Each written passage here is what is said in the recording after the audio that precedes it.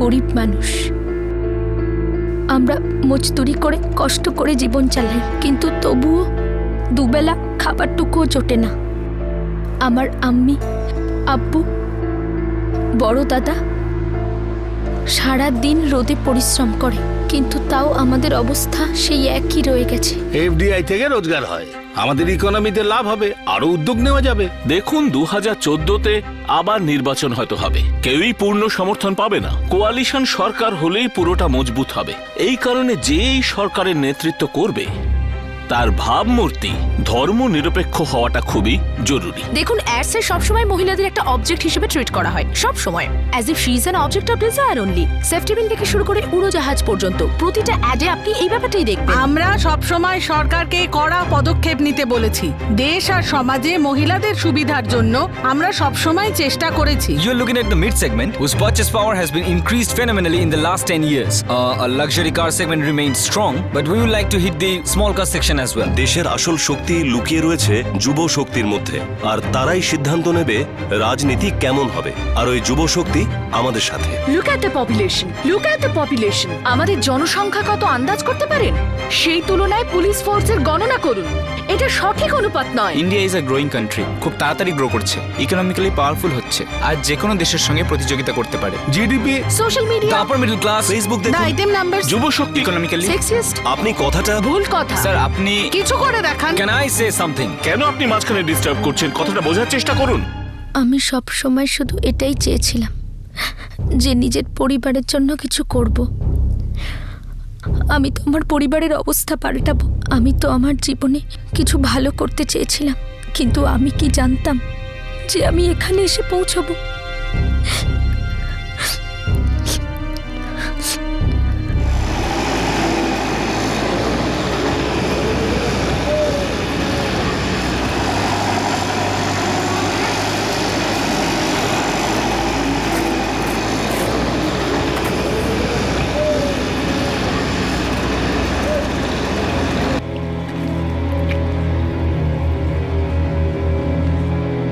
দেখ, তোর যখন এত সমস্যা হচ্ছে, এত চিন্তা হচ্ছে, তাহলে সৌরভকে ফোন কর না, সত্যিটা তুই জানতে পারবি।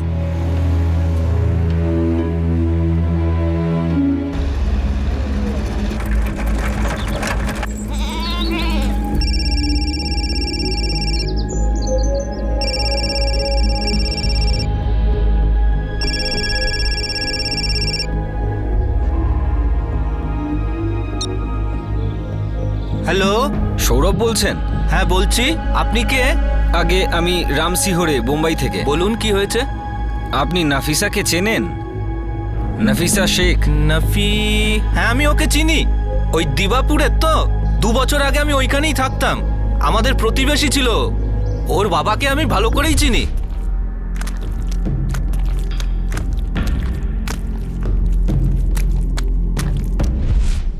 কি হয়েছে?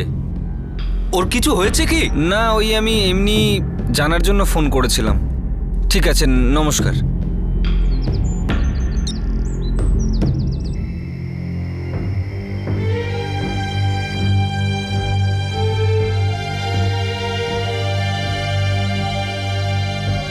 তুই ওই মেয়েটাকে নিয়ে এত কেন ভাবছিস? আমি কালকে বাড়ি যাব।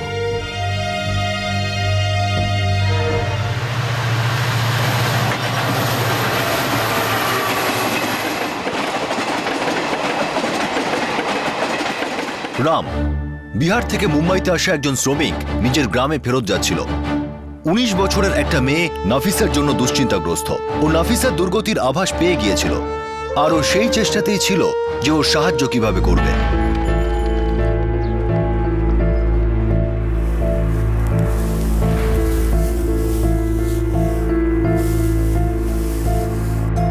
রাম, রাম, হ্যাঁ বাবু। হ্যাঁ হ্যাঁ বাবা। কি ব্যাপার বাবা, কি নিয়ে তখন থেকে এত ভেবে যাচ্ছিস বলতো? না না বাবা, তেমন কিছু হয়নি। কিছু তো আছে বাবা, যা তুই আমাকে বলছিস না, লুকোচ্ছিস আমার থেকে।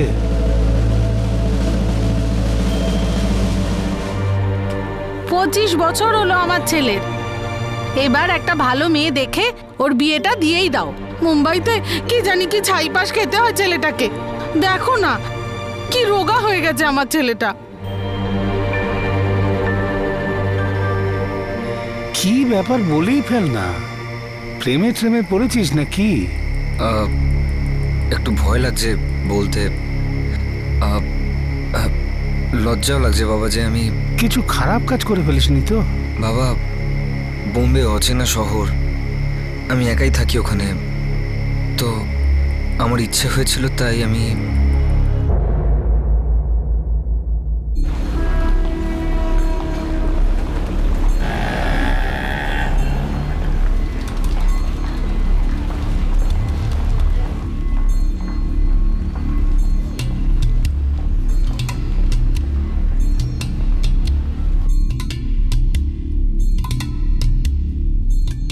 এই দেখ তো কে খালি আছে?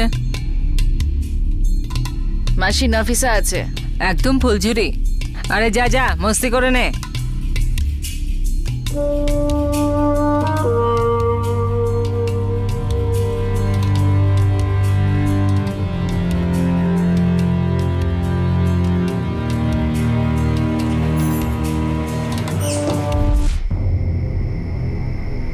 তাহলে তুই ওই মেয়েটার চক্করে পড়েছিস? বুঝতে পারছি না কি বলবো তোকে। সমাজে কি করে মুখ দেখাবো বলতো? শহরে তুই এই খারাপ মেয়েদের কাছে যেতিস, আর কিছু বলবার দরকার নেই, আমি সব বুঝে গেছি। তাহলে কি তুই এই বাজে মেয়েটার সাথে প্রেম করছিস? আরে না না বাবা, আমাকে ভুল বুঝো না। আমি না ওকে ভালো টালোবাসি, না ওকে আমি বিয়ে করতে চাই। তাহলে কি চাইছিস? আসলে বাবা, আমি ওর কাছে অনেকবার গেছিলাম, মাসে প্রায় এই 15 দিন মতো। বাবা, আমি বোম্বেতে একা থাকি, আর ওখানে একা থেকে তোমাদের কথা খুবই মনে পড়ে। সারাদিন কাজ করতে করতে ভালো লাগে না আর। তো নাফিসার কাছে যাওয়ার পর আমার খুব ভালো লেগেছিল। ওর কাছে গেলে শান্তি পেতাম আমি। তুই কি বলতে চাইছিস আমি তো কিছু বুঝতে পারছি না। নাফিসা খুব ভালো মেয়ে বাবা, ও সেরকম নয় যেরকম ওকে বানানো হয়েছে। ওর উপর অনেক অত্যাচার করা হয়েছে।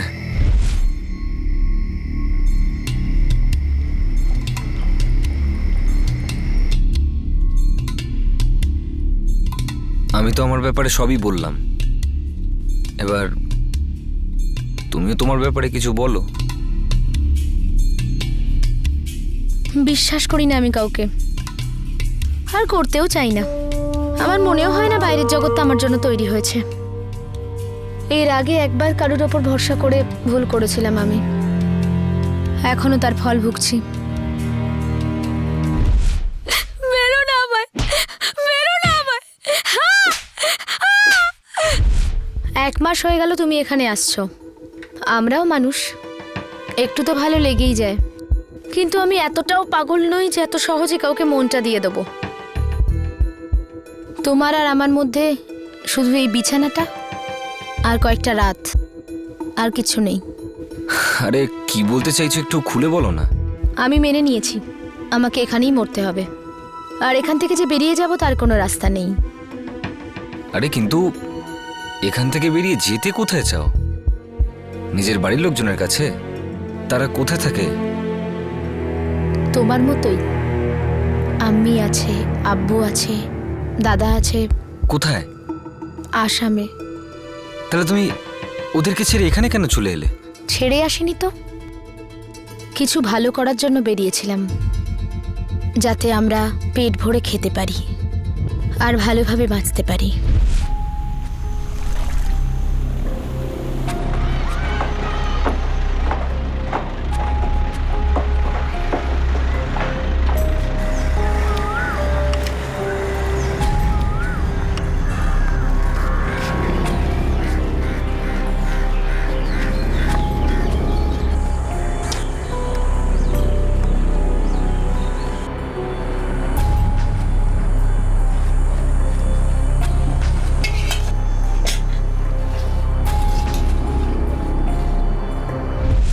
আমরা সবাই কাজ করতাম, কিন্তু এতটাও রোজগার হতো না যাতে সবাই পেট ভরে খেতে পারে। কোনো আশা ছিল না। তুমি এখানে কি করে পৌঁছলে? আরে নাফিসা, একবার তো চল আমার সঙ্গে, তোর জীবন তৈরি হয়ে যাবে। আরে বল, এখানে কি আছে? আর এরকম নরকের মতন বেঁচে থাকাতে কি লাভ নাফিসা? কিন্তু আম্মি আব্বুকে ছেড়ে যেতে আমার খুব ভয় করছে। তোমরা তো রোজ মরছই, ভয় নিয়েই হোক একবার তো বাঁচার চেষ্টা করো। আর কয়েকটা দিনের তো ব্যাপার। আর তুই ভাব, তোর সফলতা দেখে ওরা কত খুশি হবে।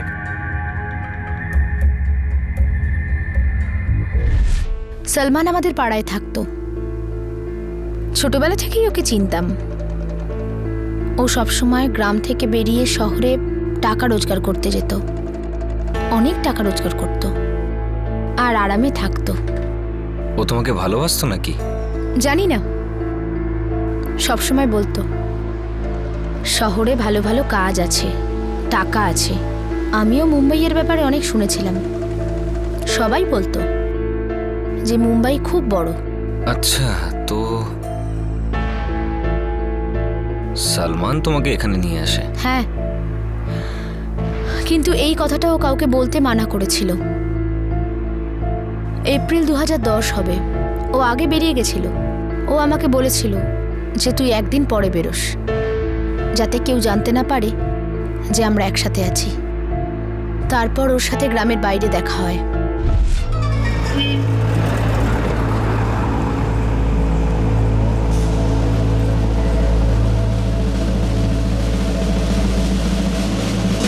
কাউকে কিছু বলিসনি তো? না। চল যাই। হ্যাঁ চল।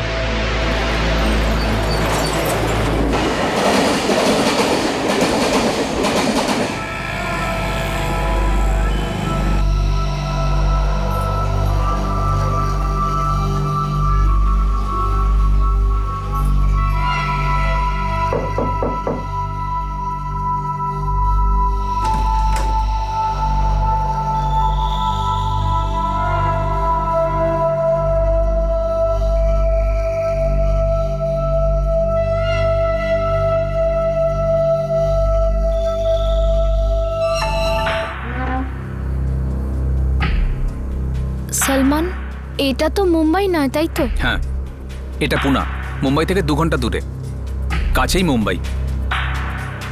আর এই যে একটু আগে যার সঙ্গে দেখা হলো, উনি আয়েশা ম্যাডাম। উনি তোকে কাজ দেবেন আর ভালো পয়সাও দেবেন, ঠিক আছে?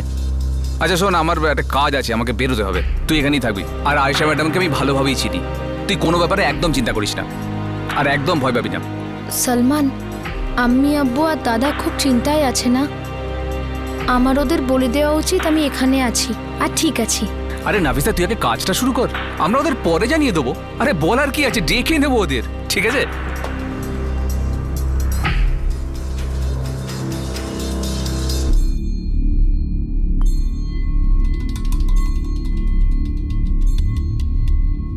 নাফিসা, কাজ আজ থেকেই শুরু হবে, ঠিক আছে? ঠিক আছে ম্যাডাম, কিন্তু আমায় কোথায় যেতে হবে কাজের জন্য? কোথাও যাওয়ার দরকার নেই, বাড়িতেই কাজ হয়ে যাবে।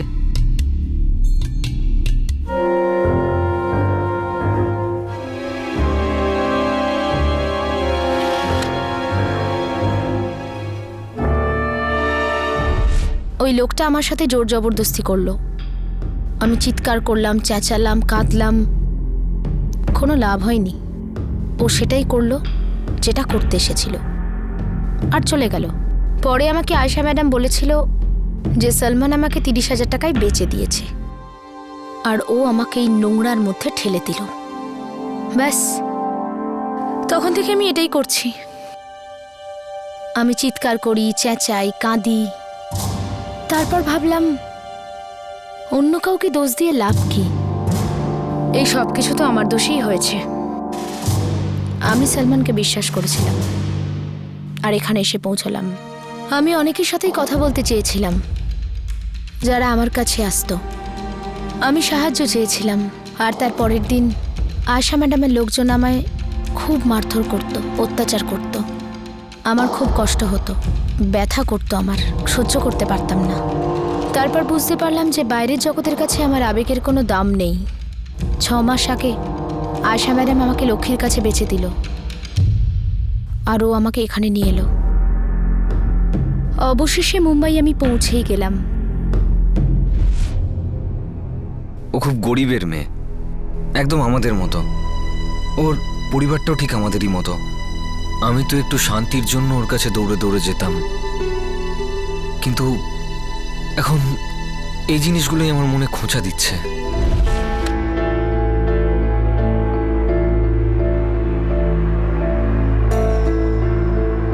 আমার বাড়ি দিবাপুর, আসামে। তুমি নিজের আম্মি, আব্বু, ভাই কাউকে ফোন করে বলনি? ওদের কারোর কাছে ফোন নেই। কোনো প্রতিবেশী বা গ্রামের কারোর কাছে তো ফোন থাকবে। হ্যাঁ, সৌরভ দাদার কাছে ফোন আছে।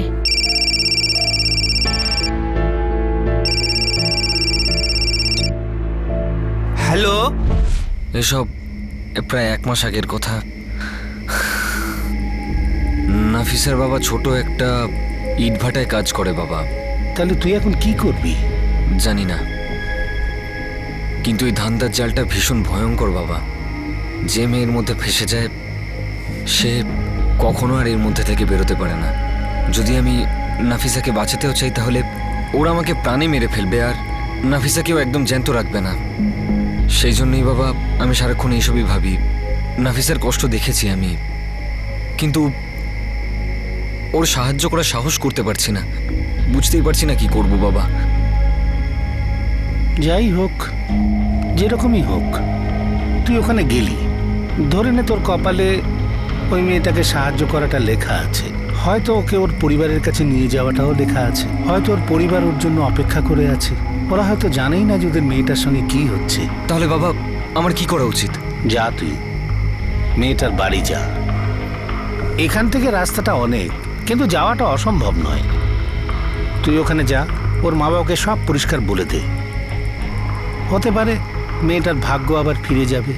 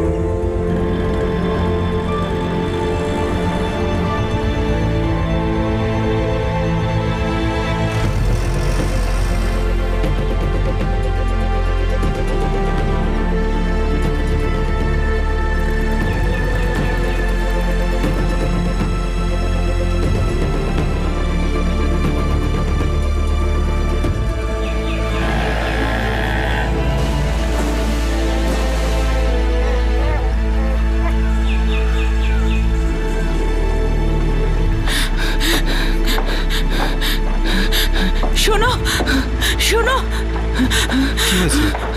কেউ এসেছে, বলছে ও জানে আমাদের মেয়ে কোথায় আছে।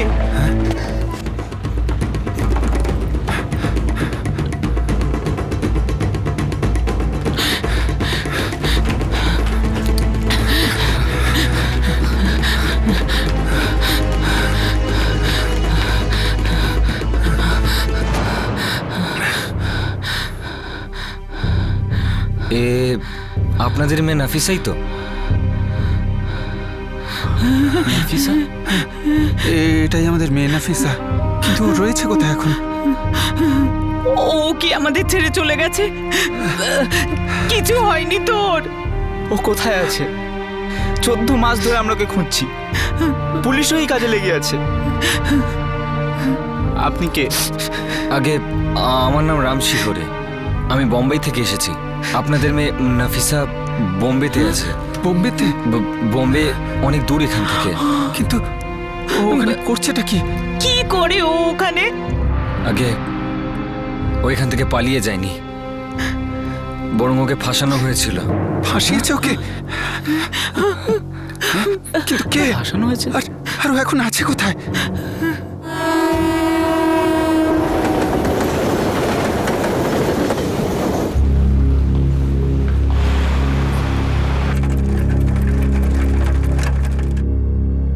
কিন্তু তুমি বলছো না কেন যে নাফিসা কোথায় আছে? সন্ধেবেলা যাবো ওখানে আমরা, ওকে ওখান থেকে বার করার জন্য কিছু না কিছু তো করতেই হবে। ও কি কোনো ঝামেলায় ফেসে গেছে? কিছু হয়েছে ওর? দেখুন, আমি তো বলছি চিন্তা করবেন না, ও একদম ঠিক আছে। সন্ধেবেলা যাচ্ছি তো আমরা ওর কাছে। ধর্মেশ, আপনারা বসুন, আমি এক্ষুনি আসছি।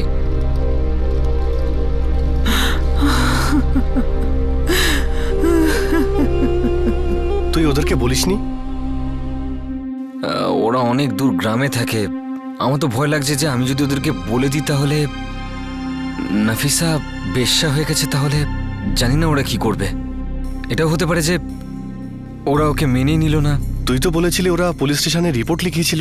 হ্যাঁ, করেছিল নিজেদের গ্রামে। ওরা সেটার কপি নিজেদের সঙ্গেই নিয়ে এসেছে। দেখ ভাই, আমি তো এখনো এটাই বুঝতে পারছি না যে ওখানে গিয়ে নাফিসাকে কি করে বার করে আনবো। দেখ রাম, তুই কোনো ফিল্মের হিরো নোস যে তুই ওখানে গিয়ে 10-12টা লোকের সঙ্গে মারপিট করে ওই মেয়েটাকে ফিরিয়ে আনবি।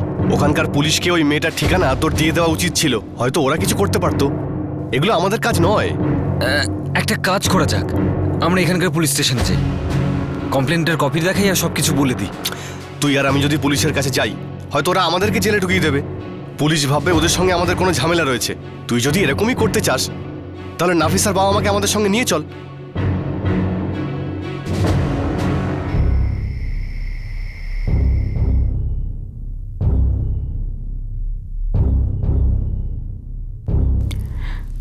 রাম, রাম, কি হয়েছে? তুমি আমাদের এত দূর থেকে নিয়ে এসেছো, তাহলে কেন ওর সাথে দেখা করাচ্ছ না? আমি একটা কথা লুকিয়েছিলাম আপনাদের কাছে। ওখানে গ্রামেও বলিনি আপনাদের।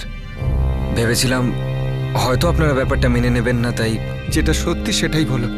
আমরা সবকিছু সহ্য করতে পারি আর সবকিছু শুনতেও রাজি আছি। নাফিসা নিজের মর্জিতে এখানে আসেনি, ওকে ফাঁসি এখানে আনা হয়েছিল। আপনাদের পাড়ার ছেলেটা সালমান কুরেশি, ওই এখানে নিয়ে এসছে। সালমান? হ্যাঁ, ও তো এই মুম্বাইতেই কাজ করে। হ্যাঁ, ওই নিয়ে এসছে এখানে। ভালো কাজ করার নাম করে এখানে নিয়ে এসেছিল। বলেছিল এখানে অনেক টাকা ইনকাম করবে, আর এটাও বলেছিল যে ইনকাম করতে শুরু করবি তখন নিজের পরিবারের সমস্ত দুঃখ কষ্ট সব দূর করে দিতে পারবি। তারপর ওকে ওকে বাজারে নিয়ে গিয়ে বিক্রি করে দিয়েছে। এত কষ্ট পেয়েছে বেচারি যে এখন ওই নরকটাকে নিজের জীবন বলে মেনে নিয়েছে। 1.5 বছর ধরে আমার মেয়ে এই অবস্থায় আছে।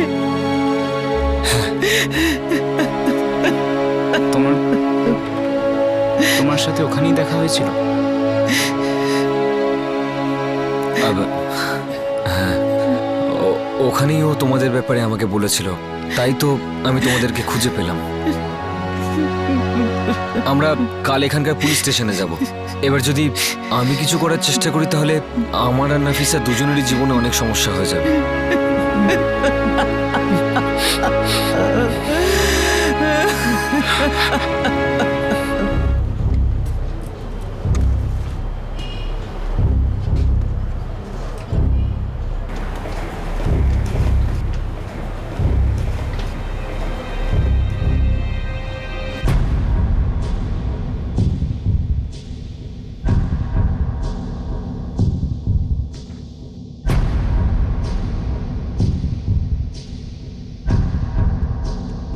নাফিসার সঙ্গে বিক্রলিতে দেখা করেছিলি?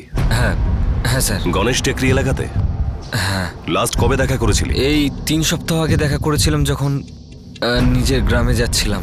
কতদিন থেকে ওখানে যাতায়াত করতিস? স্যার এই 2 মাস আগে থেকে। এপ্রিল 2011-তে ওর সঙ্গে দেখা হয়। সবসময় ওর কাছে যেতিস? হ্যাঁ স্যার।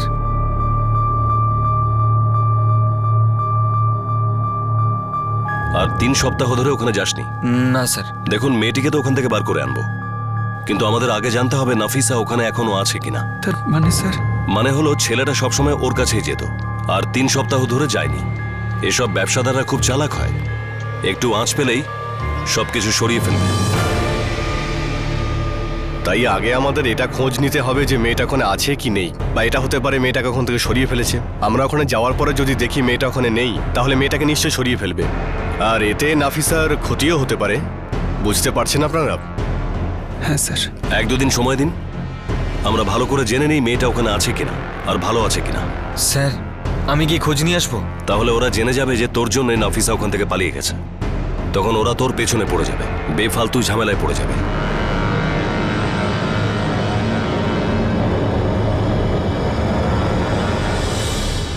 আমি কি খোঁজ নিয়ে আসবো? তাহলে ওরা জেনে যাবে যে তোর জন্য নাফিসা ওখান থেকে পালিয়ে গেছে। তখন ওরা তোর পেছনে পড়ে যাবে, বেফালতু ঝামেলায় পড়ে যাবে।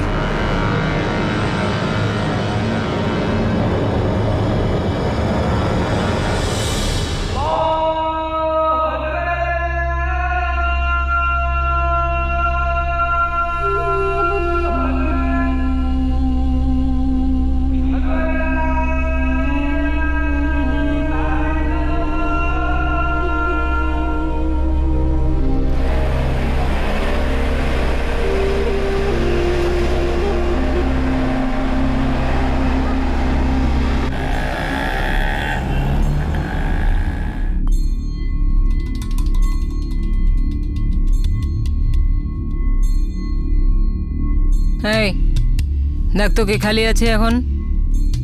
ম্যাডাম উষা খালি আছে। খুব ভালো, সব কিছু জানে।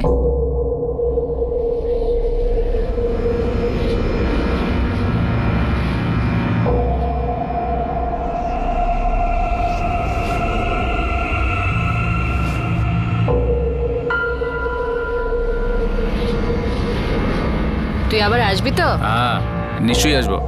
আচ্ছা একটা কথা বলতো, নাফিসা নামের কেউ আছে এখানে? কেন, এখানে দেওয়ালে নাফিসার পোস্টার লাগানো আছে? আরে না না, এমনিই বলছি। আরে এক বন্ধু ওর খুব তারিফ করছিল, ভাবলাম দেখে নি কেমন জিনিস। আরে বল না, আছে নাকি?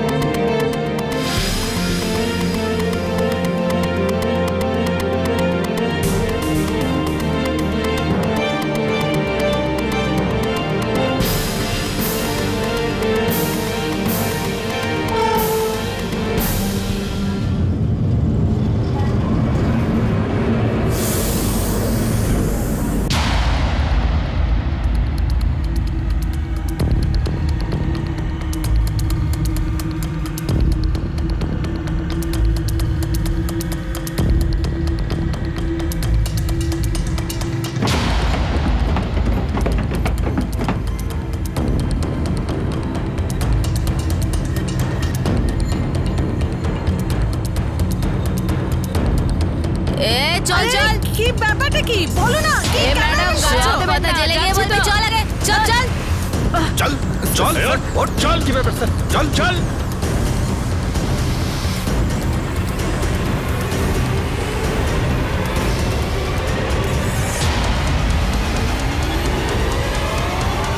তাই চল।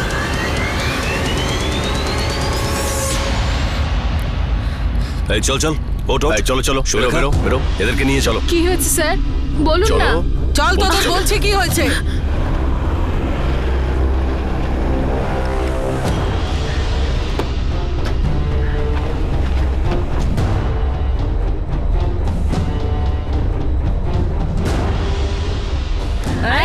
কেন যাচ্ছিস কেন? মুখে বল না, ধাক্কা মারছিস কেন? যাচ্ছি তো। চল এই চল চল চল চল চল চল। বেরো। চল চল আয় আয়। চল আয় চল আরে আয়। আরে কি করেছে কি? ছাড়ো না। এই ছাড় না, কিছু নিয়ে টিয়ে ছেড়ে দে না। কেন শুধু শুধু কথা বল। ঝামেলা করছিস? চল। আরে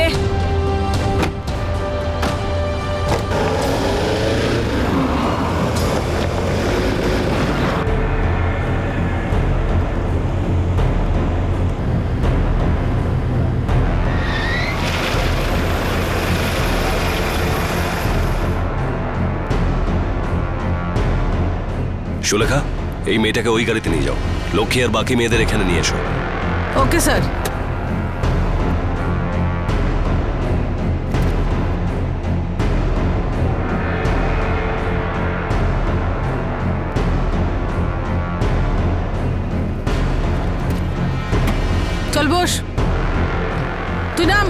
কেন?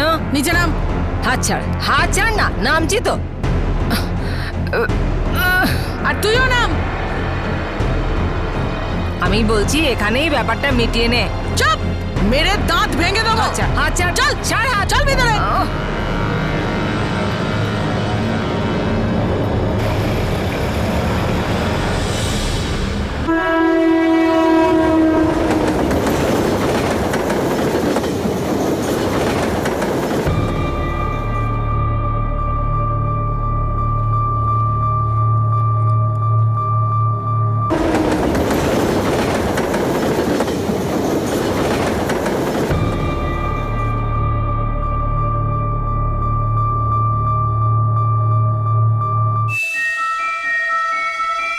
ও স্যার, বলছি ব্যাপারটা এখানেই মিটিয়ে ফেলুন না।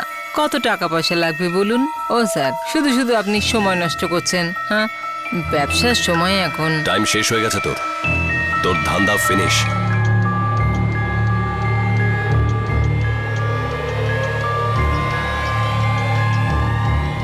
কোথায় নিয়ে যাচ্ছ আমায়?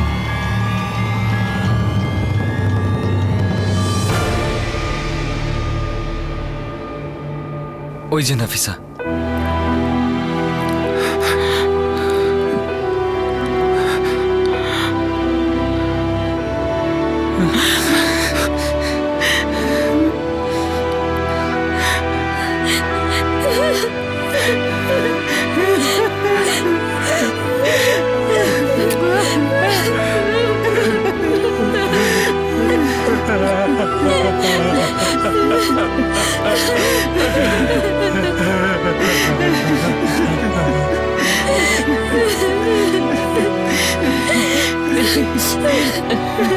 আপনারা চলুন, ট্রেন ধরতে হবে আবার। আব্বু চলো। এটা কি করছেন আপনারা? যান।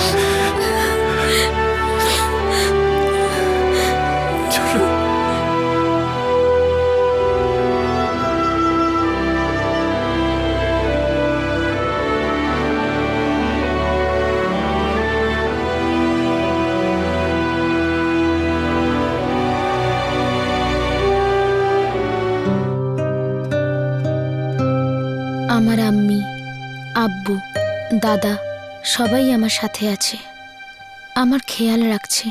আমার জীবনের এই 14টা মাস যে যন্ত্রণা আমি পেয়েছি, যে দুঃখ কষ্টের মধ্যে দিয়ে গেছি, সেটা সহজে ভুলতে পারবো না। কিন্তু এখন আবার আমি আমার এই জীবনটাকে নতুন করে গড়ার চেষ্টা করছি, একটু একটু করে, সাহস জুগিয়ে।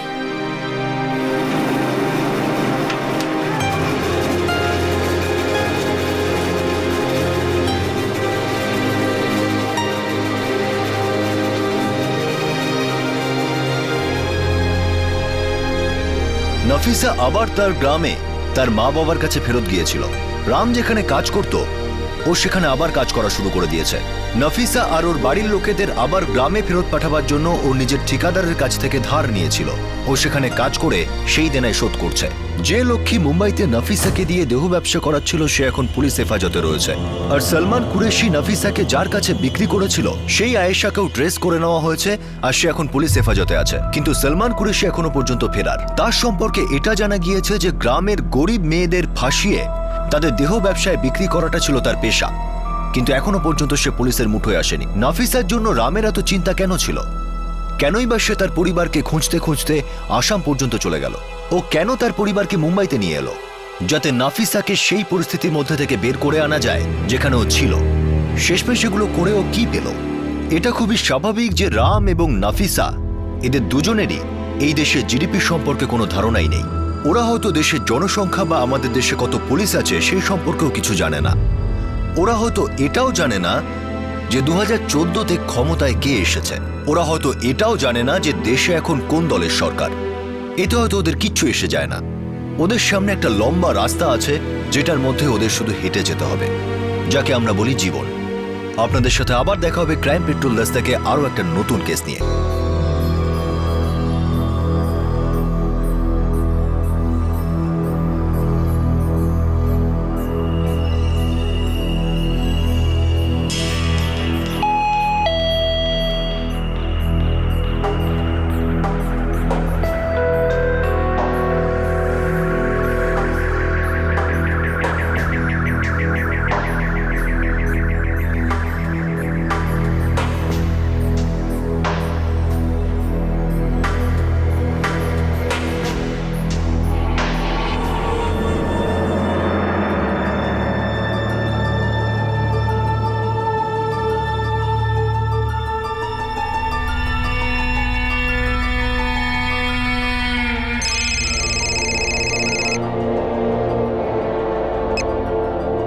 Hello, doctor Goyal?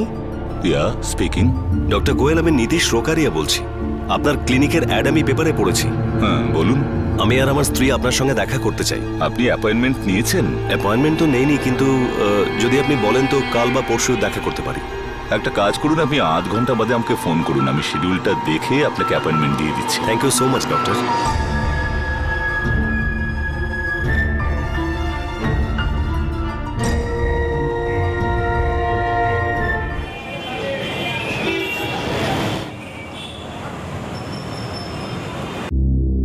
তার মানে তুমি আমার কথা শুনবে না? 3 মাস হয়ে গেছে তুমি আমাকে কথা দিয়েছো। 3 মাস। যা ইচ্ছে করো তুমি।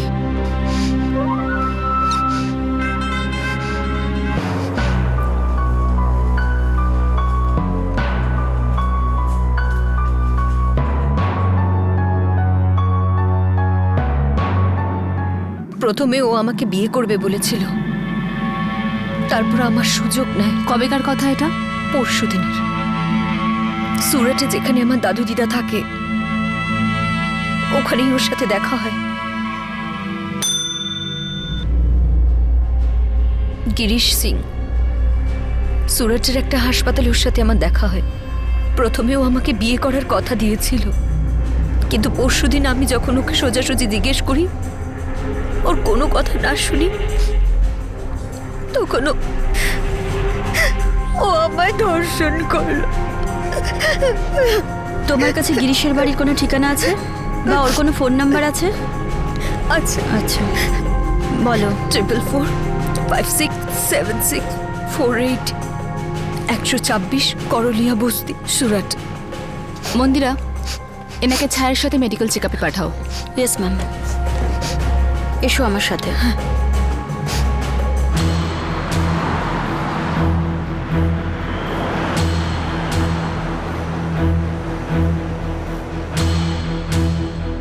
আপনি যেই নম্বরে ফোন করেছেন সেটি এই।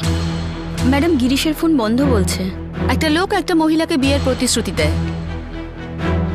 তারপর মেয়েটি সুযোগ নেয় এবং প্রতিশ্রুতি ভেঙে দেয়। মন্দিরে আমার এটা বদলা নেওয়ার কেস লাগছে। ওই মহিলা ওই মানুষটির ওপর বদলা নিতে চায়, ওকে শিক্ষা দিতে চাইছে।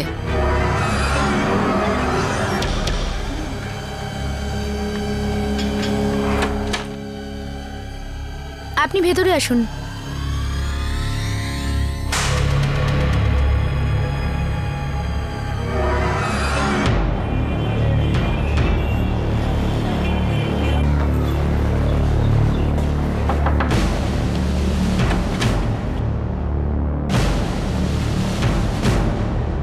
গিরিশ কে আছে?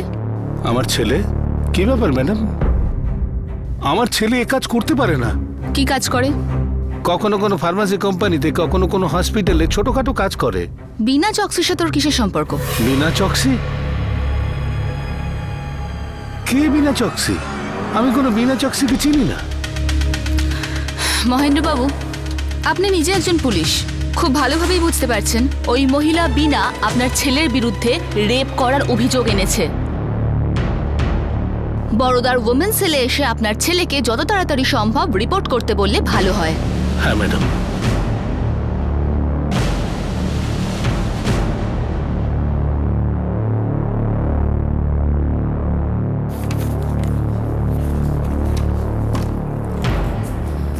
ম্যাডাম, বিনা চক্সির মেডিকেল রিপোর্ট। কি লেখা আছে? বিনা প্রেগনেন্ট, 2য় মাস হলো। কি?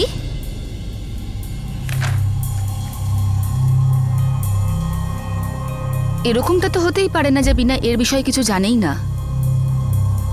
তাহলে কেসটা কি? PSI Amita Randheria women cell. Crime branch থেকে পিএসআই কেশব বলছি। নমস্কার স্যার। নমস্কার। অমিতা, তোমার ওখানে বিনা চক্সি বলে কেউ অভিযোগ করেছে? হ্যাঁ স্যার, রেপের অভিযোগ এনেছে। ইনফ্যাক্ট আমি ওর কেস ফাইলই দেখছিলাম। ও আজই সকালে আমার কাছে এসেছিল, অভিযোগ ফিরিয়ে নিতে চায়। কি? হ্যাঁ, ও চায় না আর তদন্ত হোক। স্যার, এই মহিলা নিজেকে ভাবেটা কি? এটা কি কোনো দর্জির দোকান যে রাতে অর্ডার দিলাম আর সকালে এসে ক্যান্সেল? স্যার, কিছু তো গন্ডগোল আছে। প্রথমে তো এই মহিলা গিরিশের বিরুদ্ধে রেপ কেসের অভিযোগ আনে, যখন আমরা গিরিশকে ধরতে সুরাটে ওর বাড়িতে গেলাম তখন জানতে পারলাম যে ও একটা কনস্টেবলের ছেলে। গিরিশের বাবা বিনার ব্যাপারে কিছুই জানেন না। এদিকে বিনার মেডিকেল রিপোর্টে ও 2 মাসের প্রেগনেন্ট স্যার, আর এখন ও কেস উইথড্র করতে চাইছে। কিছু গন্ডগোল আছে স্যার। একটা কাজ করো, ওই মহিলাকে আরেকবার জিজ্ঞাসাবাদ করো, খোঁজ করো ওর উদ্দেশ্যটা কি। Right sir. And report me that, okay? Definitely sir. হ্যাঁ ছায়া, বিনা চকসিকে ডাকো, কিছু জিজ্ঞাসাবাদ করার আছে। Yes ma'am. একজন মহিলা প্রথমে ধর্ষণের অভিযোগ দায়ের করে, তারপর সেই অভিযোগ প্রত্যাহার করে নিতে চায়। পুলিশ তার এই আচরণের মধ্যে কিছুর ইঙ্গিত বুঝতে পারে, কিন্তু ওনারা এটা বুঝতে পারেন না যে ওনাদের এই ছোট্ট একটা সন্দেহ মিথ্যের এমন একটা চক্রব্যূহ সামনে আনবে যার থেকে না জানি কত অপরাধের সত্যি বেরিয়ে পড়বে। এরকম অপরাধ পুলিশ যার সম্পর্কে আজ পর্যন্ত কোনো আভাস পায়নি।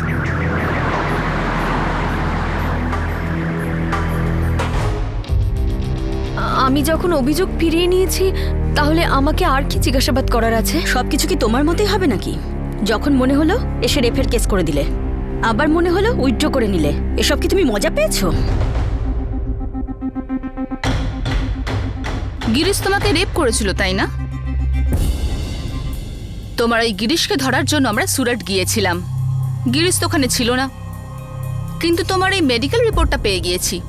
ব্যাপারটা কি শুনি? দেখো, ভালোই ভালোই বলে দাও। আমি খুব ভালোই বুঝতে পারছি তুমি পুলিশকে ব্যবহার করতে চাইছো তোমার এই গিরিশের ওপর পুরনো কোনো বদলা নেওয়ার জন্য। দেখো, এখনো বলছি, বলে দাও, না হলে মিথ্যে কেস দায়ের করার অভিযোগে আমি তোমাকে ভেতরে ঢুকিয়ে দেব। সত্যিটা বলে দাও, তোমার কাছে আর অন্য কোনো রাস্তা নেই। ম্যাডাম, গিরিশ ভেবেছিল যে আমি বোকা। ও আমাকে কথা দিয়েছিল যে 60,000 টাকা দেবে, কিন্তু ও ওর কথা রাখেনি। তার মানে তুমি শুনবে না? বিনা, আমি কথা দিচ্ছি যে 1 সপ্তাহের মধ্যে তোমার সমস্ত হিসাব আমি ক্লিয়ার করে দেবো। 3 মাস হয়ে গেছে তুমি আমাকে কথা দিয়েছো। 3 মাস। তুমি এরকম চাপ দিলে কিন্তু কোনো লাভ হবে না। যা করেছি দুজন মিলেই তো করেছি, তাই না? একটু ধৈর্য ধরো, ব্যবসা তো এটা। আমি টাকা হাতে পেলেই তোমার কাছে চলে আসবো, বললাম তো। ওর 60,000 টাকা কিসের জন্য দেওয়ার ছিল? মিনা, যতক্ষণ আমি সত্যিটা জানতে পারবো না, আমি তোমাকে এখান থেকে উঠতেও দেবো না। চলো বলে ফেলো, 60,000 টাকা কিসের জন্য? ম্যাডাম, একটা বাচ্চা জন্ম দেওয়ার জন্য। কি? একটা বাচ্চা জন্ম দেওয়ার জন্য 60,000? তাহলে ওই বিয়ের প্রতিশ্রুতি, কান্নাকাটি, অভিযোগ সব মিথ্যে? তাহলে ম্যাডাম আমি কি করতাম? আমাকে এই ব্যবসায় ফাঁসানো হয়েছে। ব্যবসা? তাহলে এটা রেপ নয়, তোমার একটা ব্যবসা। চলো বলো, এই ব্যবসার বিষয়ে সবকিছু বলো। আমি ছাড়া আর কিছু বলবে? আমার বিয়ে ভেঙে যাওয়ার পর থেকে আমি সুরাটের একটা হাসপাতালে কাজ করতাম, আর ওখানে আমার দেখা হয় ডক্টর কৈলাস মেহতার সঙ্গে। কোথায় থাকে তোমার স্বামী? কোলাপুর, মহারাষ্ট্র। আর এই ডাক্তারের সাথে গিরিশের কিসের সম্পর্ক? ম্যাডাম, ডক্টর মেহতাই আমাকে গিরিশের সাথে দেখা করান।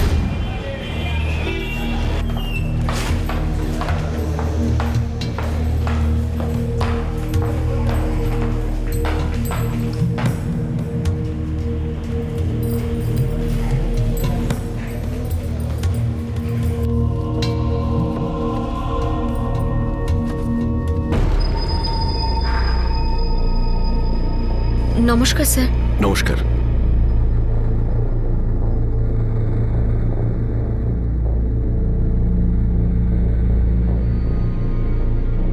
তোমার নাম বিনা চকসি, তাই তো? হ্যাঁ স্যার। খুব খাটতে হয়? করতে হয় ডাক্তারবাবু, বাঁচার জন্য টাকা পয়সা তো দরকারই। দেখো, তোমার সাথে আমি কথা বলতে চাই, অন্যভাবে নিও না। ব্যাপারটা তোমার ভালোর জন্যে। একটা উপায় আছে যার সাহায্যে তুমি পয়সা কামাতে পারবে এবং লোকের উপকার করতে পারবে। কিন্তু কি করতে হবে স্যার?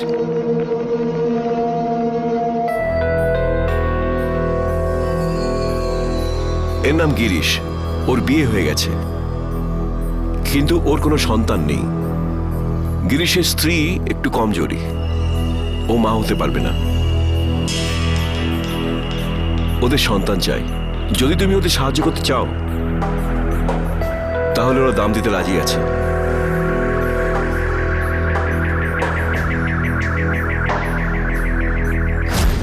8 ডিসেম্বর 2011-তে আমি গিরিশের বাচ্চার জন্ম দিই।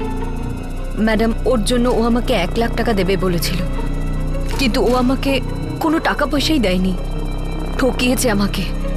ও দ্বিতীয়বার এসেছিল আমার কাছে ম্যাডাম, আরও একটা বাচ্চার জন্য। বলল যে 1 লাখ টাকা দেবে, আর বাকি ওই 1 লাখ টাকাও দেবে বলেছিল। ম্যাডাম, ওটারই 60,000 টাকা অ্যাডভান্স দেবে বলেছিল। ওর কথায় রাজিও হয়েছিলাম, কিন্তু ও আমাকে আবারও ঠকালো। আর আমি প্রেগনেন্ট হয়ে গেলাম। ও কিছুই দেয়নি আমাকে। গিরিশের বাচ্চার দরকার ছিল কারণ ওর স্ত্রীর মধ্যে খামতি ছিল। তোমার হ্যাঁ বলার কারণটা বুঝতে পারছি। ও তোমার থেকে বাচ্চা নিয়েছে, তোমাকে ঠকিয়েছে, সেটাও বুঝতে পারলাম। কিন্তু আর একটা বাচ্চা কেন? আরও একটা বাচ্চার জন্য আরও 1 লাখ টাকা? এই গিরিশ কোনো র্যাকেট চালাচ্ছে নাকি? ম্যাডাম, আমি এসব কিছুই জানি না। আমি শুধু এইটুকুই জানি যে ও আমাকে ঠকিয়েছে। বিনা চকসি, এবার যতক্ষণ আমি এই কেসটার গোড়ায় পৌঁছতে না পারছি না, তুমি এই শহর ছেড়ে কোথাও যাবে না। আর যদি তুমি এই শহর ছেড়ে যাও, তাহলে আমি এটা ধরে নেব যে তুমিও গিরিশের সঙ্গে এই র্যাকেটে যুক্ত রয়েছো। তারপর না তোমাকে গিরিশ বাঁচাতে পারবে না ডক্টর মেহতা।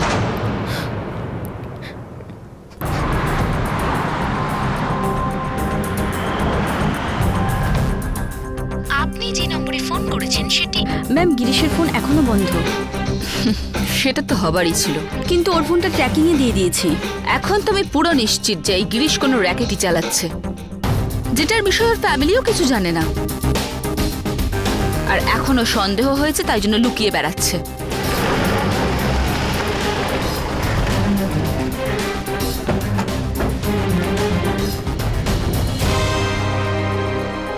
গিরিশ বাচ্চা চেয়েছিল? ডিসেম্বর 2011-তেও গিরিশের বাচ্চা জন্ম দিয়েছিল? এই আপনারা কি বলছেন? এরকম হতে পারে না। কিন্তু বিনার তো বক্তব্য যে গিরিশ এরকমটাই চাইছিল। এটা কি করে হতে পারে? গিরিশের বিয়ে ভেঙে গেছে 3 বছর হলো। হ্যাঁ, 2009 ও আর ওর স্ত্রী আলাদা হয়ে যায়, তাহলে 2011-তে বাচ্চা কেন চাইবে?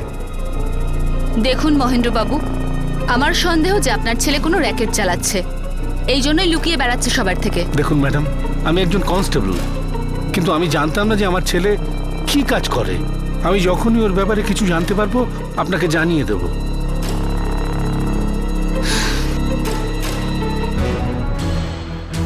ম্যাডাম, আমার মনে হয় ওই হসপিটালে গিয়ে আমাদের খোঁজ নিতে হবে, যেখানে বিনা আগে কাজ করতো, যেমনটা ও বলেছে। ডক্টর কৈলাস মেহতাকেও জিজ্ঞাসা করা উচিত আমাদের। ঠিক আছে, ওখানেই যাওয়া যাক।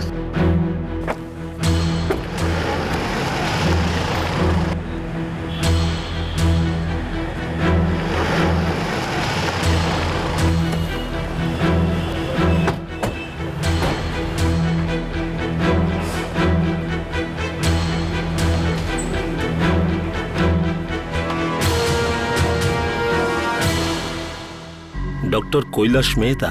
হ্যাঁ, ডক্টর কৈলাস মেহতা। যতদূর আমি জানি এই নামে কেউ আমাদের এখানে কাজ করে না। কি? হ্যাঁ, সেটাই।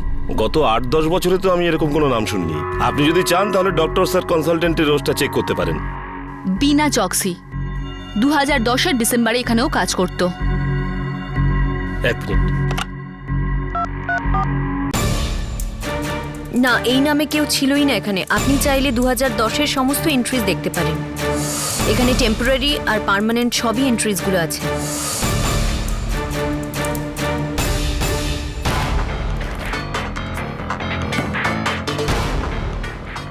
বিনা আমাদের মিথ্যে বলছে, ব্যাপারটা সিরিয়াস। ম্যাডাম, এটা ট্রাফিকিংয়ের কেস।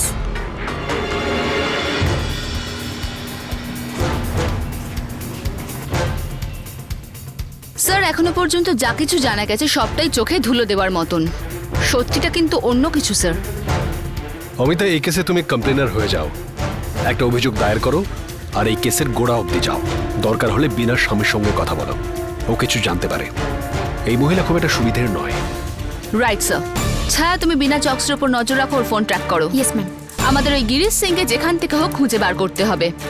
আমার মনে হয় ও জানতে পেরে গেছে যে আমরা ওকেই খুঁজছি, তাই জন্যই ও লুকিয়ে বেড়াচ্ছে, নিজের বাবা মাকেও কন্ট্যাক্ট করছে না। মন্দিরা, তুমি কোলাপুর যাবে আমার সঙ্গে বিনার স্বামীর সঙ্গে দেখা করতে। Yes madam.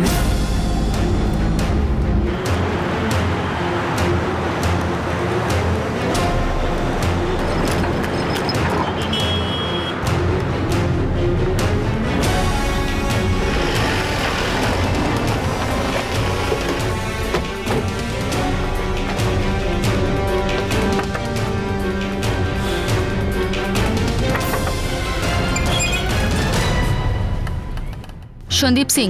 হ্যাঁ, আপনারা কে? পুলিশ। বিনা চকসি তোমার স্ত্রী? আগে হ্যাঁ, কি হয়েছে? বিনার সঙ্গে আমার বিয়ে 4 বছর আগে হয়েছিল, 2008-এ। ও আমার সঙ্গে কখনো সুখী থাকতো না। আমি গরিব মানুষ, ওকে কি সুখ দেব? ও বড় লোকদের মতো জীবনযাপন করতে চাইতো। ম্যাডাম, ও গরিব পরিবারের ছিল, কিন্তু ওর জীবনে প্রচুর চাহিদা ছিল। আমি কি করে দিতাম বলুন? আর এই কারণেই তোমরা ডিভোর্স নিয়ে নাও। ও মাঝে মাঝেই আমার উপর রাগ করে বাপের বাড়ি চলে যেত, বলতো মায়ের সঙ্গে দেখা করতে যাচ্ছি। কিন্তু ওখানে ও কাউকে পেয়ে গেছিল যাকে ওর ভালো লাগতো, তার সঙ্গে দেখাও করতে যেত। কে ছিল সে? গিরিশ সিং। গিরিশ সিং? কিন্তু বিনা আমাদের বলেছে যে কোনো ডক্টর ওর সঙ্গে ওর আলাপ করিয়েছে। মিথ্যে বলছে ও, 1 নম্বরের মিথ্যাবাদী। আরে গিরিশের জন্য ও আমাকে ছেড়ে দিয়েছিল। গিরিশ ওকে পয়সা রোজগারে সাহায্য করত, আর বিনা তো সেটাই চাইতো। টাকা রোজগার করার জন্য কি করে এরা দুজন? ওই ওষুধের কি বলে যেন, ওষুধের টেস্টিং করায়। ওষুধের টেস্টিংয়ের জন্য ও নিজেকে ব্যবহার করত, আর তার বদলে অনেক টাকা পেত।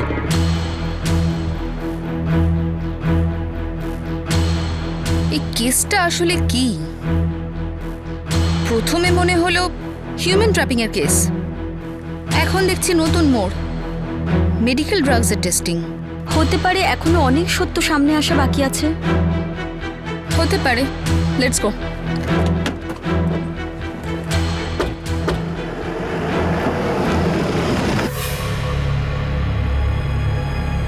টেস্টিং?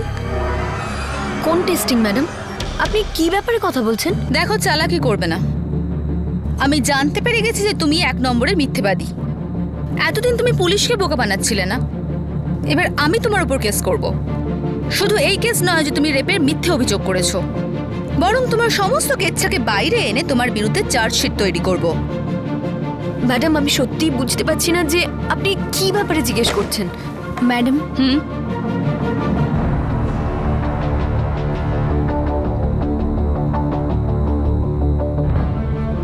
বিনা, যতক্ষণ আমরা ফিরে আসছি তুমি এখান থেকে নড়বেও না, ঠিক আছে?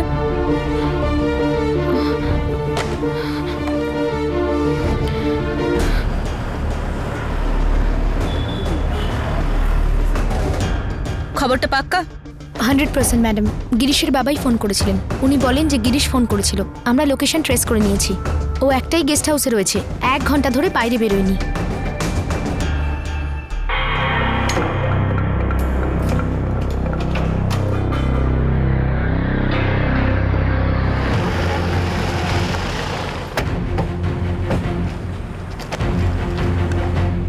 ছায়া, তুমি আর গৌরী এখানে এন্ট্রেন্সে থাকবে, আমরা দুজন ওপরে যাচ্ছি। খেয়াল রাখবে কেউ যেন বাইরে না যায়, ঠিক আছে?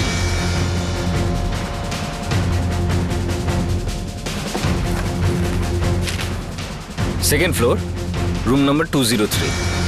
থ্যাঙ্কস।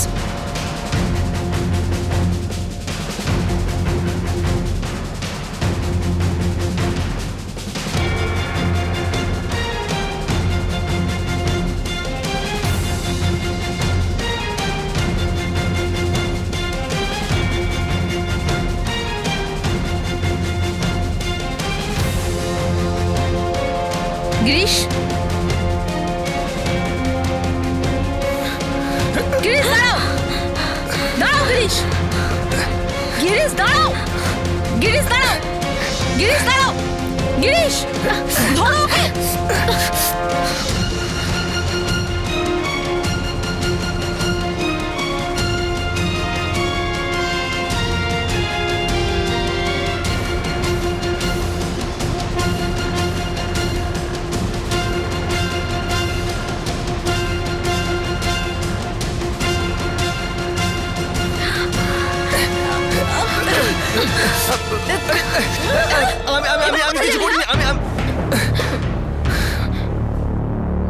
এবার তোমরা দুজনেই সামনাসামনি রয়েছো। দুজনের মধ্যে একজন যদি মিথ্যে বলো না, মেরে একদম হাড় গরম করে দেবো। বলো তাড়াতাড়ি।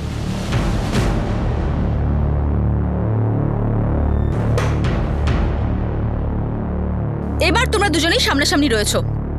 দুজনের মধ্যে একজন যদি মিথ্যে বলো না, মেরে একদম হাড় গরম করে দেবো।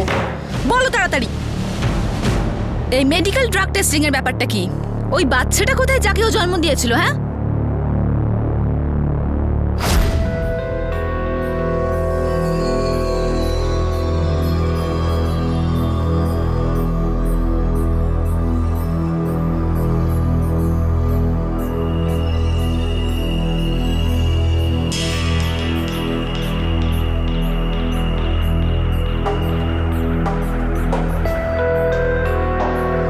বাদাম।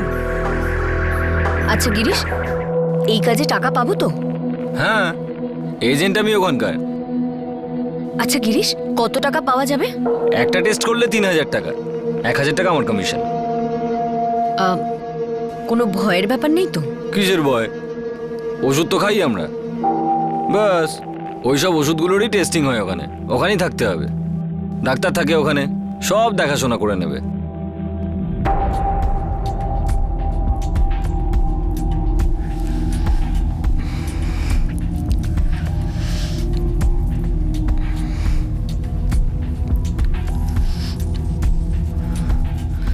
প্রথমে তোমার মেডিকেল পরীক্ষা করা হবে। কেন, কিসের জন্য? এটা দেখার জন্য যে তুমি টেস্টের জন্য ফিট কিনা।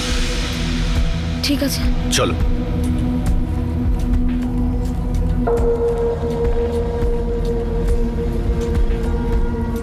স্যার, একদম ফিট আছে, কোনো কমপ্লিকেশন নেই। ওকে।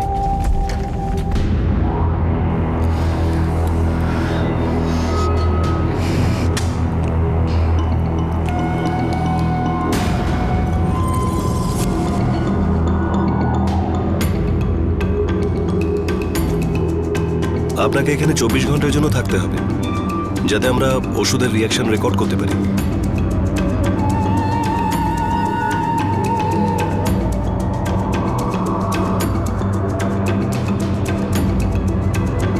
বাদাম বাদাম বাদাম বাদাম।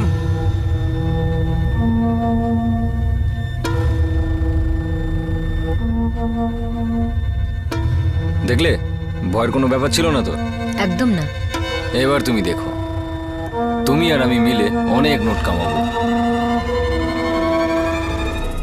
এই বাচ্চাটা মাঝখানে কোত্থেকে এলো? নাকি এটাও তোমাদের দুজনের কোনো সাজানো গল্প? আমরা দুজন একে অন্যকে ভালোবাসি ম্যাডাম। আর সংসার পাতার আগে আমরা দুজনে অনেক টাকা ইনকাম করতে চাইছিলাম, কোনো ঝামেলাও ছিল না। আর আমি আমার স্বামীকেও ছেড়ে দিয়েছিলাম। আর আমিও আমার বউয়ের থেকে আলাদা হয়ে গেছিলাম। ওই বাচ্চাটার কি হলো? আমি জানতাম না ম্যাডাম যে বিনা প্রেগনেন্ট।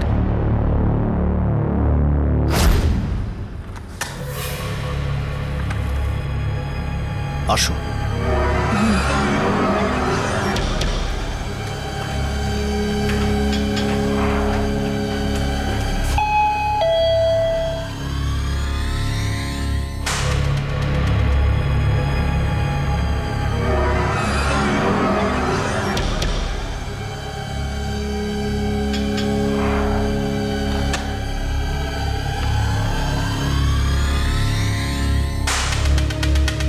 সরি, আমরা আর আপনার ওপর ওষুধের টেস্ট করতে পারবো না।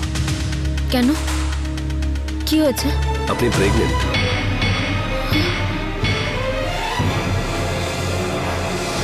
বাদাম নেবে? বাদাম। এখনই যদি বাচ্চা হয়ে যায় তাহলে আমাদের ভবিষ্যৎটা একদম নষ্ট হয়ে যাবে। বাহ, তুমি তো এমন ভাবে বলছো যাতে সমস্ত দোষ আমারই। তোমার তো কোনো দোষই নেই, তাই না? আমি কি বলেছি নাকি যে আমার কোনো ভুল নেই? বলেছি। বিনা এখন রাগ করে কোনো লাভ হবে না। এখন এটা ভাবো যে ঝামেলাটা থেকে কি করে মুক্তি পাবো। ঠিক আছে, বিয়ে করে নি। আরে তুমি তো বলেছিলে বিয়ে করবে।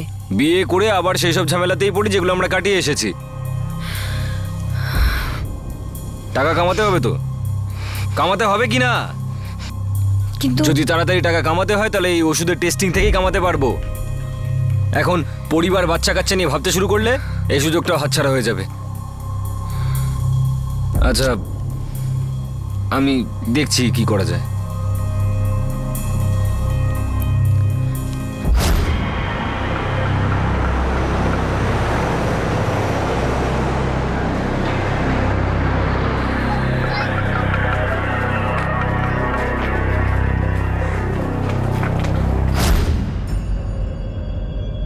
আমি আমার এক পরিচিতের কাছ থেকে ডক্টর সঞ্জয় ভাটের কথা জানতে পারি।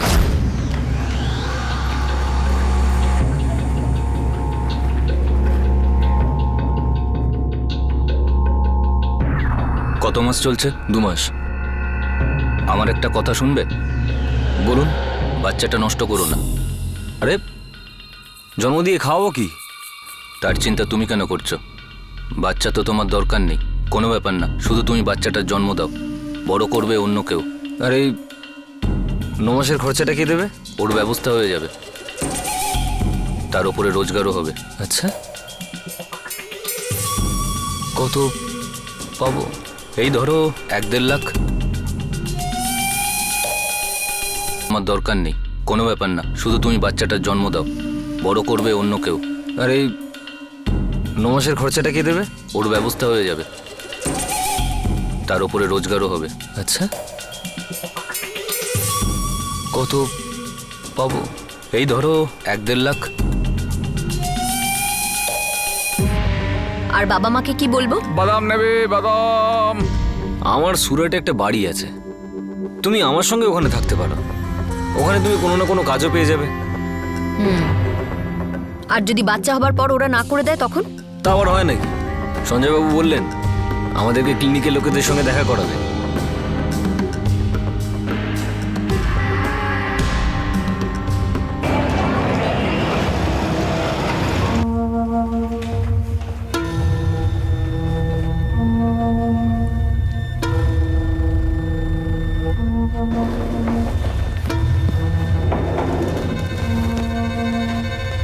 সঞ্জয় ফোন করেছিল, সন্ধ্যাবেলা ওর সঙ্গে দেখা করব। ঠিক আছে।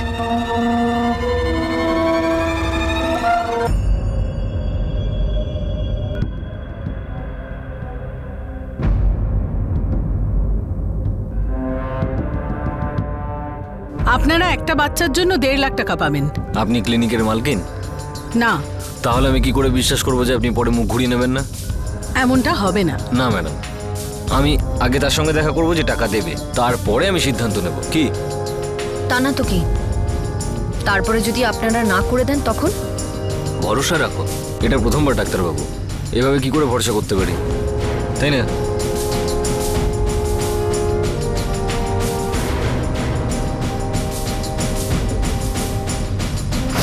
বাচ্চাকে কিনতে চেয়েছিল, সেটা কে যে একটা বাচ্চার জন্য 1 লাখ থেকে 1.5 লাখ টাকা দিতে চেয়েছিল?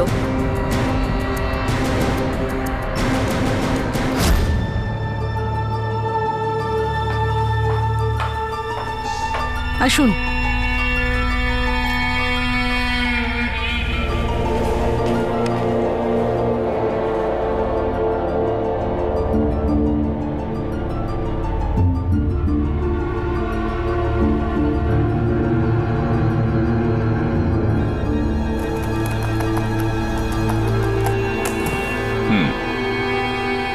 তো তোমার গ্যারান্টি চাই যে তোমার বাচ্চা কেনা হবে? হ্যাঁ স্যার, মানে জানতে চাইছিলাম যে টাকা পয়সা সব কে দেবে আর কি। চিন্তা করো না, তুমি তোমার টাকা পেয়ে যাবে, আমার উপর ভরসা রাখো। ডক্টর গোয়েল, ডক্টর গোয়েল বললেন যে উনি বাচ্চাটা কিনবেন। তোমরা দুজন এখনো পর্যন্ত অনেক গল্প বানিয়েছো। প্রথমে রেপ, তারপর ডক্টর কৈলাস মেহতা, যে নামে কোনো লোকই নেই, তারপর মেডিকেল ড্রাগসের টেস্টিং, আর এখন এই বাচ্চা। ডক্টর গোয়েলের কথা যদি মিথ্যে প্রমাণিত হয় তাহলে বাই গড আমি তোমাদের ছাড়বো না। সত্যি বলছি ম্যাডাম, 2011 ডিসেম্বর মাসে বিনার বাচ্চা হয়েছিল।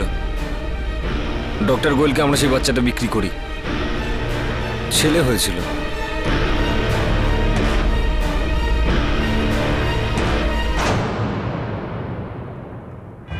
এই র্যাকেটটা আসলে কি ছিল? কোনো ডক্টরের কোনো সদ্যজাত বাচ্চাকে কেন কেনার ইচ্ছা ছিল? এটা কিরকম ব্যবসা? এটা কি কোনো বড় অপরাধের সামান্য কোনো অংশ ছিল, নাকি বীণা আর গিরিশ কোনো মন গড়া গল্প বানাচ্ছিল? অপরাধ এখনো প্রমাণিত হয়নি, আর অপরাধটা কি তার দিকেও আঙুল তোলাটা মুশকিল ছিল। রেপের অভিযোগ মিথ্যে ছিল। বীণা যেই ডক্টর কৈলাস মেহতার নাম উল্লেখ করেছিল সেরকম কেউই ছিল না। বীণা আর গিরিশের কবে, কোথায়, কিভাবে দেখা হয়েছিল সে সম্পর্কে বীণা যা কিছু বলেছিল সব মিথ্যে ছিল। তাদের দুজনের সব বয়ান, সব বৃত্তান্ত মিথ্যে ছিল। আর এখন ওরা কোনো প্রতিষ্ঠিত ডাক্তারের দিকে আঙুল তুলছিল। বিনা আর গিরিশ যা কিছু বলেছিল তাতে পুলিশও হতচকিত হয়ে গিয়েছিল। এটা চাইল্ড ট্রাফিকিং এর কেসই মনে হচ্ছিল। সেই সঙ্গে এটাও সামনে আসে যে সামান্য কিছু টাকার জন্য মানুষকে গিনিপিগ বানিয়ে ওষুধের টেস্টিং করা হয়েছিল। আর কত ধামাচাপা দেওয়া সত্যি বাইরে আসবে। এই অপরাধের গোলকধাঁধার থেকে পর্দা উঠবে আগামীকাল এই কেসের দ্বিতীয় তথা শেষ ভাগে।